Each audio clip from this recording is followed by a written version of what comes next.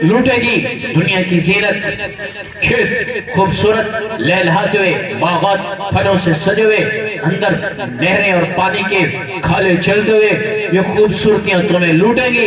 علیہ یتزینتی، علیہ یتغررتی، اور دھوکہ دینے میں ماہر ہو کر آئے گی۔ نت نئے انداز میں دنیا دھوکہ دیتی ہے اور مسلمان اس کے پیچھے بھاگتا ہے۔ ایک دن لٹتا ہے، کہتا ہے غلطی ہو گئی، پھر اگلے دفعہ اگلے دن پھر لٹنے کے لیے نیا حربہ استعمال کرتا ہے، نئی ترکیب کرتا ہے۔ ایسے تجارت میں نقصان ہوا ہے، ایسے کروں گا، ادھر جاتا ہے، پھر ادھر سے بھی لٹ جاتا ہے، اور دنیا افسانہ اسے دھوکہ دیتی ہے۔ علیہ یتغررتی، علیہ یتزینتی، علیہ یتشوقتی، اور تمہیں کبھی تمہارے پاس پہنچ کے آئے گی، خود آ جائے گی، اور تم کہہ رہے ہوگے کہ اللہ دا بڑا فضل ہے، دنیا کھل گئی۔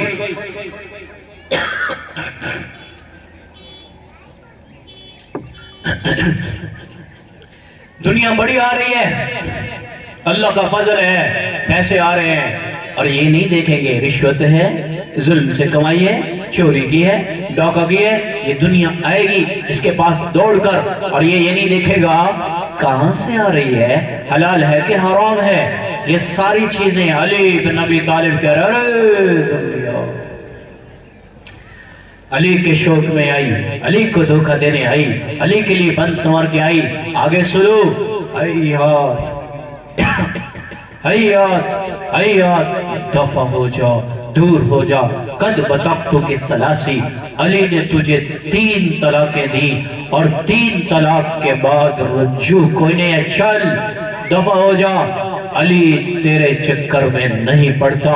میرے محترم بھائیو، جنہیں دنیا میں جنت کے پروانے مل گئے وہ تو راتوں کو اٹھ کے روئے، اور شاہد جمیل رات کو بھی بستر گرم میں سوئے اور گھوڑے بیچ کے سو جائے، اور دن کو بھی آوارہ پھرے۔ بولو کیا اس طرح بھی زندگی گزاری جاتی ہے؟ یہ تو اولئک کالانعام، یہ تو جانوروں والی زندگی ہے کہ اپنی مرضی سے گزارتے ہیں، جی میں دل لادا اٹھی بمنے ہیں، جی میں دل لادا سم بمنے ہیں، جدو دل لادا کما لینے حلال حرام نہیں دے۔ یہ زندگی عذاب ہے بتا رہا ہوں، یہ خوشیاں عذاب ہیں بتا رہا ہوں۔ دنیا میں اگر دکھ ملتا ہے، میں نے کہا بھی تھا پانی گرم رکھنا ہے، یہاں کھانسی ہے مجھے۔ دنیا میں اگر دکھ مل رہے ہیں اور موت پہ اگر راحت ہے، تو اللہ کی قسم سب سے بڑا بہترین سودا ہے۔ اللہ تعالیٰ نے موسیٰ علیہ السلام نے سوال کیا، یا اللہ تو کافر کو دنیا دیتا ہے اور ایمان والے کو تنگی دیتا ہے، وجہ کیا ہے؟ اللہ تعالیٰ نے جواب نہیں دیا، اللہ نے جہنم کھولی۔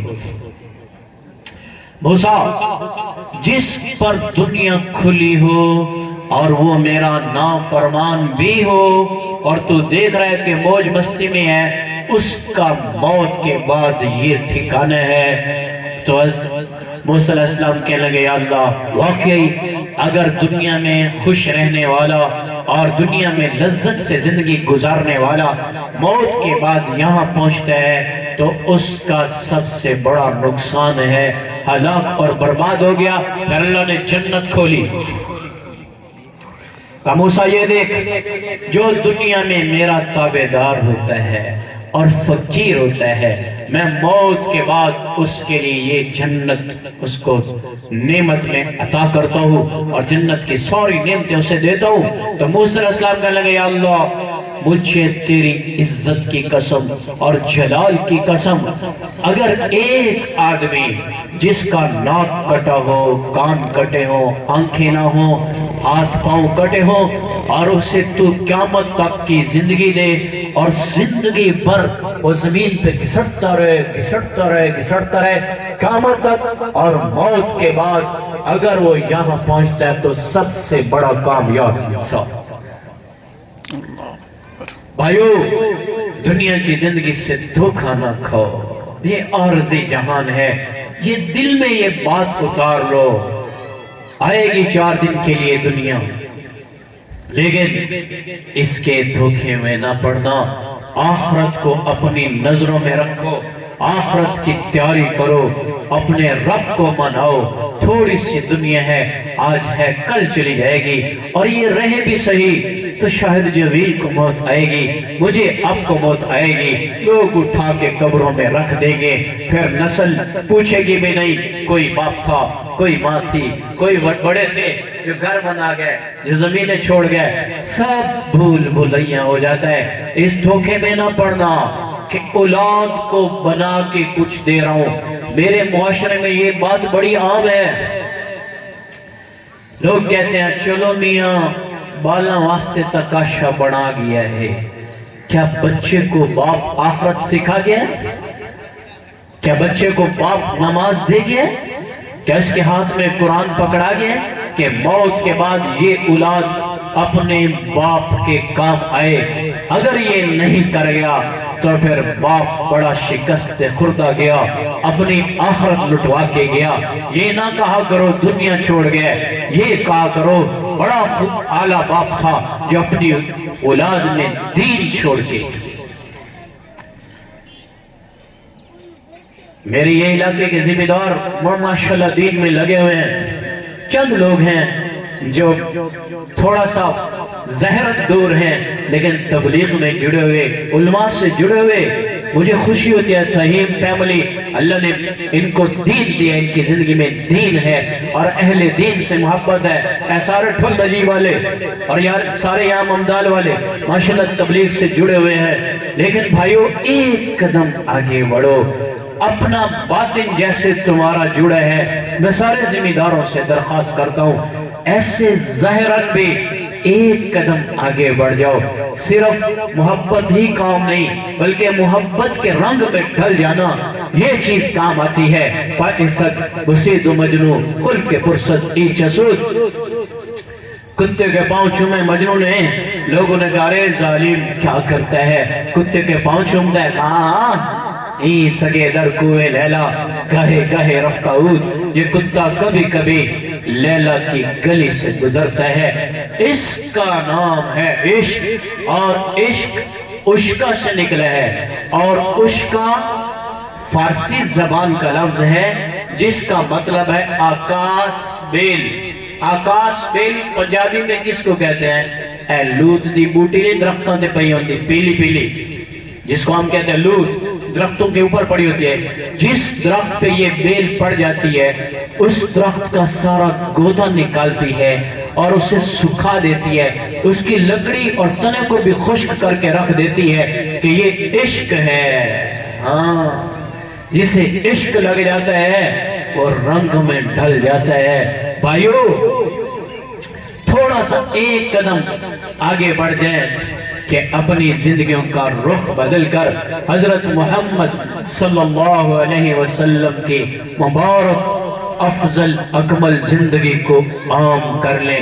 ہر شعبے میں ہر جگہ میرے نبی کی سنتیں موجود ہیں، ان سنتوں کو زندہ کرنے کی دوڑ لگائے، اللہ کو راضی کرنے کی دوڑ لگائے، اللہ کو منانے کی دوڑ لگائے۔ میرے نبی نے امت کے لیے اپنا سب کچھ کٹوا دیا، اپنا سب کچھ لگوا دیا، اپنی نسل ذبح کروا دی امت کے لیے۔ میرے نبی کے گھر 2 ماہ چولہا نہیں چلا، امت کے لیے۔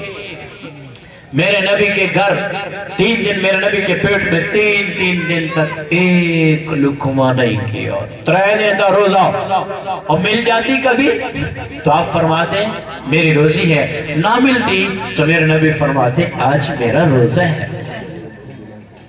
اشارے ہوتے تھے میرے حبیب مانگ، اجیو یومن وشبو یومن، یا اللہ نہیں ایک دن کھانا کھاؤں گا، ایک دن بھوکا رہوں گا، ایک دن کھانا کھاؤں گا، ایک دن بھوکا رہوں گا۔ اذا جہت تزرعت علیک، یا اللہ جب بھوک لگے گی تیری طرف زاری کروں گا، اذا شبعت حمدتک وشکرتک، اور جب کھانا کھاؤں گا تیرا شکر ادا کروں گا، جب روٹی کھاؤں گا تیرا شکر ادا کروں گا۔ حالانکہ روز پوچھا جاتا تھا اے کچھ چاہیے تو آسمان سے تیرے لیے جنت کے کھانے ادھر ہیں، لیکن میرے نبی کہتے نہیں، ایک دن کھاؤں گا ایک دن چھوڑوں گا۔ اور زندگی میں ایسے بھی کئی مرتبہ دن ہے کہ تین دن تک پیٹ میں ایک لقمہ نہیں۔ حضرت حسن اور حسین بیمار ہوئے، آپ کو پتہ چلا تو آپ پوچھنے کے لیے گئے، بیٹی فاطمہ کا بھی پتہ چلا، جا کر دستک دی، بیٹی میں اندر آ جاؤں؟ میرے ساتھ ایک صحابی عمران بن حسین بھی ہے۔ حضرت فاطمہ رضی اللہ عنہا فرمان لگی یا رسول اللہ میرے پاس تو چنی کوئی نہیں کہ پردہ کر سکو،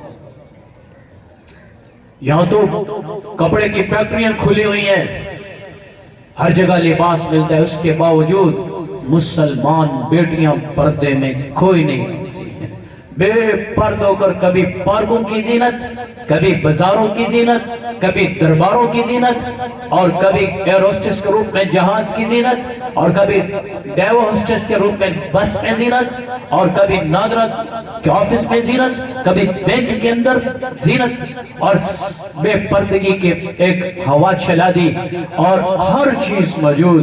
ادھر دیکھو دو جہان کی سردار بیٹی ہے، یا رسول اللہ میرے پاس چنی کوئی نہیں کہ پردہ کروں۔ آپ کے کندھے پہ چادر مبارک تھی، آپ نے اتاری اندر دی، کہا بیٹی اس سے پردہ کرو۔ اندر گئے، حال پوچھا، بیٹی فاطمہ کیا حال ہے؟ یا رسول اللہ جب بیماری تھی تو دوائی کوئی نہ تھی، اب بھوک ہے تو 3 دن ہو گیا روٹی کوئی۔ آپ نے دیکھا دونوں بچے ایسے نڈال پڑے، آپ نے پوچھا میری بیٹی میرے بچوں کو کیا ہوا ہے؟ یا رسول اللہ انہوں نے بھی 3 دن سے کچھ نہیں کھایا، یہ بھی بھوکے پڑے۔ میں قربان جاؤں، میرا نبی جھولی اٹھاتا، یا اللہ اے بھوک میری اولاد وسط، لیکن نہیں، میرے نبی فرمایا کرتے تھے